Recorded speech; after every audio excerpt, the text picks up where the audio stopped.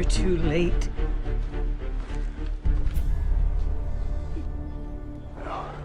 No! Please let me say goodbye.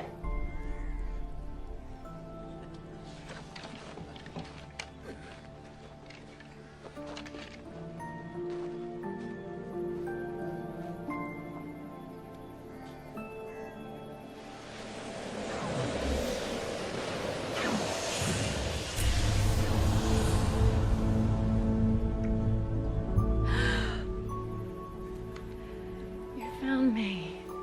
Did you ever doubt I would?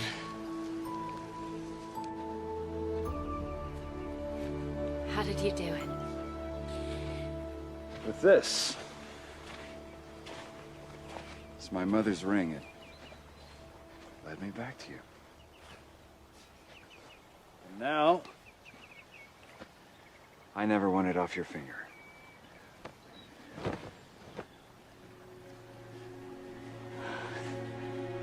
Will you marry me?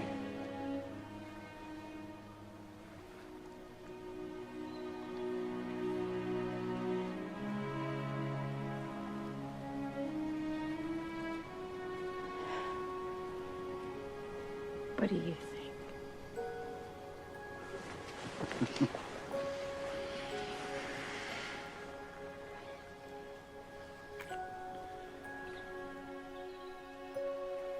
What is it?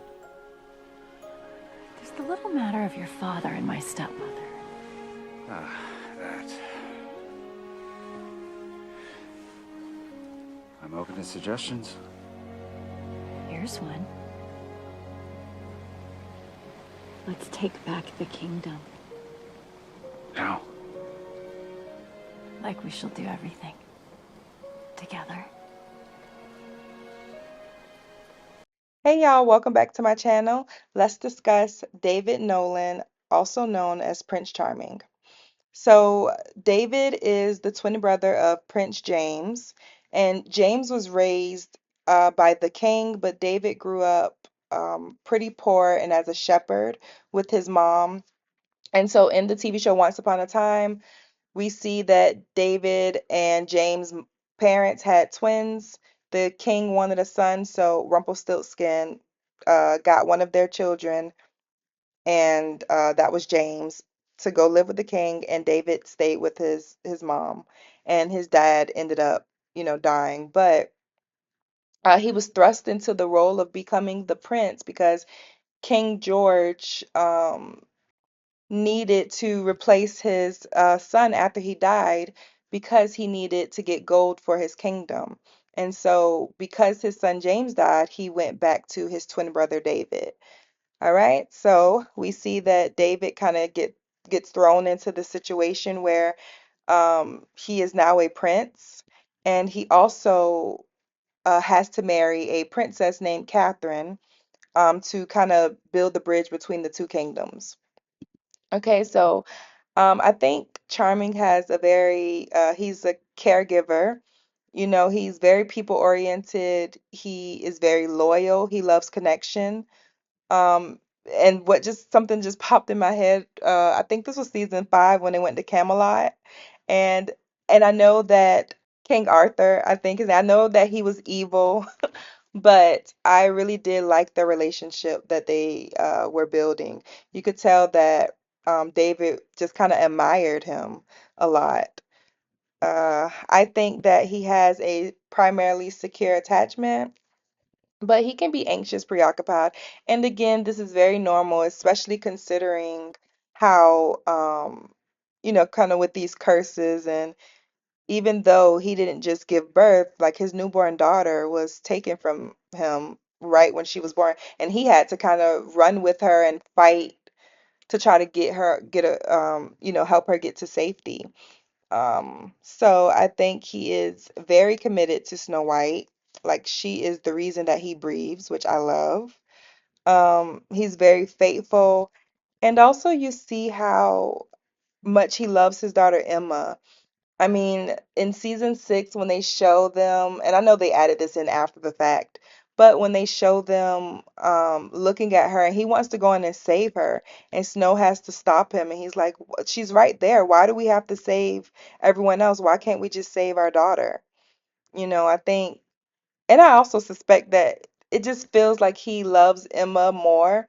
And I think now, after watching it so many times, it's not that he necessarily loves Emma more. I think that he just kind of accepts, like, whatever Emma is, whatever she brings, it's irrelevant to him. He just loves and wants his daughter at wherever she is in life. Versus Snow, she kind of wanted that relationship. She wants Emma to be her little girl, which, I mean, it can't happen. 28 years had already passed, so their relationship could be strong. Of course, they could still have a mother-daughter relationship. It's just not going to be what Snow, wants, because she didn't raise her from birth. It's kind of one of those unfortunate things. But anyway, back to David. Sorry about that. Um, I always go on these little like rants and tangents, and okay, so anyway, I believe that David's like main core fear is not being enough. And I think it has, something to do with him being raised poor and as a shepherd, and then him having to kind of be thrust into royalty. It kind of everything just kind of happened really fast. And then, of course, he met the love of his life, Snow White.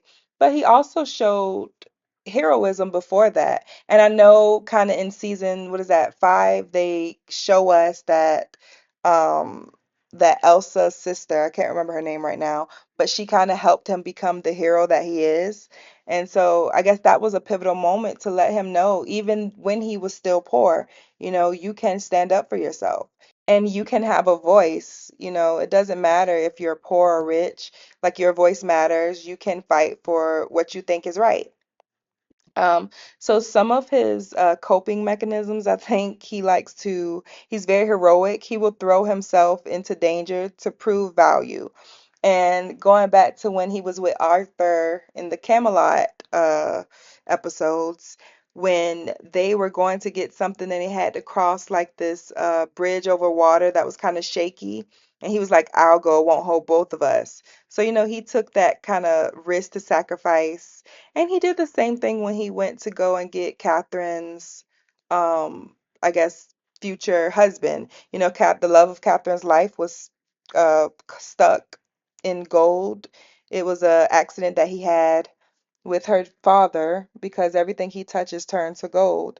And so Snow, David risked his life and went to go and get the water so he could heal him. Um, and I think that kind of makes him who he is, because again, he's overcompensating for not being raised in royalty.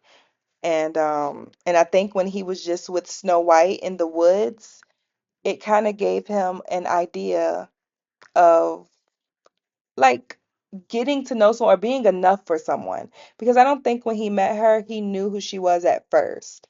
You know, um, Even though their relationship blossomed very beautifully. I love like that the love that we see on screen is actually in real life. So anyway, he was raised very humbly, of course. Had to take James' place, and him and James meeting again in the afterlife was insane. I mean, just the fact that James hated him so much, even though he had everything, he had way more than Charming ever did. Um, so some of the patterns that David slash Charming repeats is, you know, putting himself in sacrificial positions. He was always willing to sacrifice himself to help others. Um, and I gave a couple of examples, and another example is when he went to save Rapunzel. He went up there and he wanted to help her free herself. So that's part of his personality. uh, there is conflict with him, much more conflict than Snow. And I wonder if this is because of their beginnings. Snow was raised to always care about the people, for her kingdom. She had to kind of bow down to the will of the people in a way, versus David. it was just him and his mom. He just had to make sure they had what they needed. So I'm going back to season 6 when they saw Emma and he's like, let's go get our daughter. Like, let's go now. We see her. She's right there. And then Snow is like, we have to take care of everyone. And so I wonder if I'm just thinking this through, as I'm talking now. I wonder if that has anything to do with why their views on that was so different. Because I, for the life of me, cannot understand why Snow did not go get her daughter. Like, even though they said, she's gonna break the curse at 28, you can still go get her now and she can come back at 28 and break the curse. Like, they could have been a family.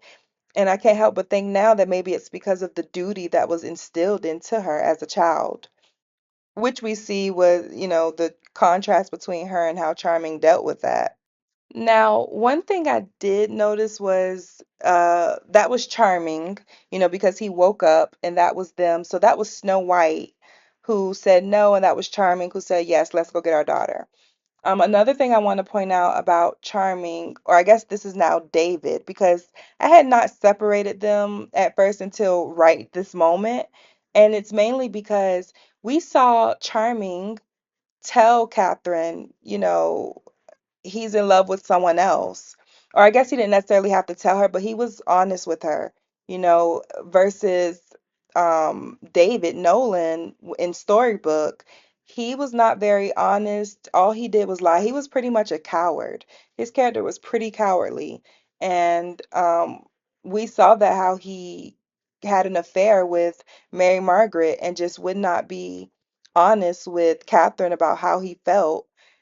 I did not, that was not his best moments. But again, this showed us not everyone is perfect. No one is perfect, actually. And I really do like how they kind of put some realistic expectations on these characters. It's it's kind of good to see that Charming is not perfect. And we also see how he lies. Even as Charming, he can lie. When they were in Neverland and he cut himself and he was poisoned and he just would not tell his family what happened even when Captain Hook tried to get him to do that. It wasn't in him to do it. He couldn't. And I think that was some of David's cowardly ways coming out, because at some point they kind of merged, especially with David calling Snow Mary Margaret. That name stuck around for a while. Okay.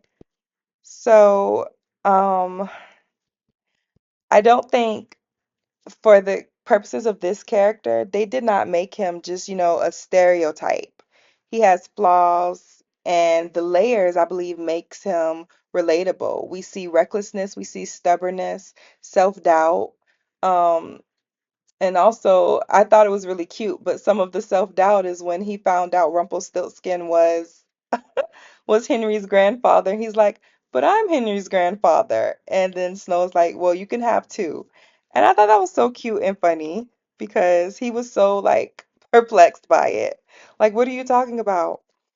Okay, so some of the things that I think we could tie to like the real world with Charming is imposter syndrome, which I know a lot of us could probably relate to that. I know I can and not feel and kind of just feel like you're not enough. Like you're doing everything you can, but it's just not enough. And I think Snow helped with her positivity. She helped him with that. Um, he's very big on protecting. He has the occasional anxiety. But overall, I think he's a pretty good, well-rounded character. I really do love how he loved his daughter. I like when they kind of were sheriff and deputy together, working together. It was very cute, and beautiful, and how he just accepted her for who she is. Kind of how he accepts Snow for who she is. And also, I think David Nolan is pretty much accepting of people, the good and the bad of them. Because I don't think that he judged Regina as harshly as Snow did. Um, Even when it came to Red and how he just believed with all his heart that she did not hurt anyone. So yeah, I think this is a very good, well-rounded character. And yeah, that is all I have for um, Prince Charming. Thank you guys for listening. I hope you enjoy it.